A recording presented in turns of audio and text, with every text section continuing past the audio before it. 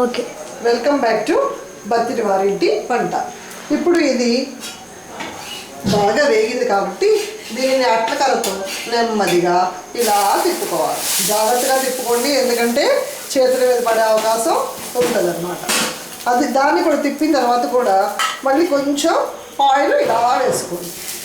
Just ఇలా oil వేసేయకండి, just spoon ముంచి ఆ స్పూన్ని ఇలా తిప్పండి, అంతే సరిపోతుంది. ఇలా ఉన్నదాన్ని కొంచెం మరి కొంచెం సేపు వేయగలుగుతాం.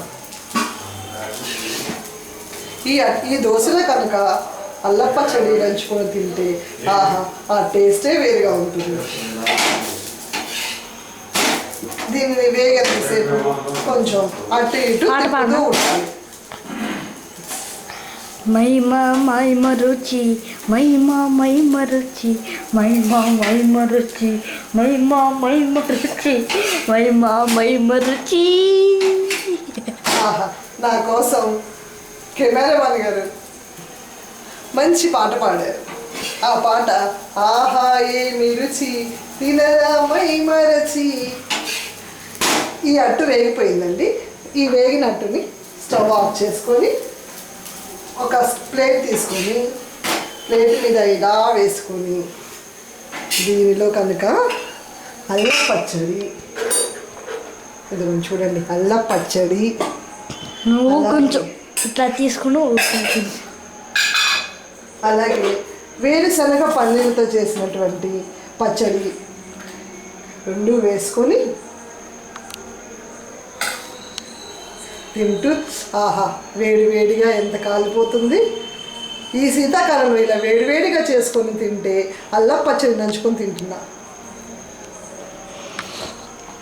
వావ్, పుల్ల పుల్లగా మంట మంటగా వేడివేడిగా చాలా బాగుందండి. అలాగే ఇంకొక ముక్క తీసుకొని వేరుశనగ పచ్చడిలో టేస్ట్ చూద్దాం. చాలా కాలుతుందండి, జాగ్రత్త.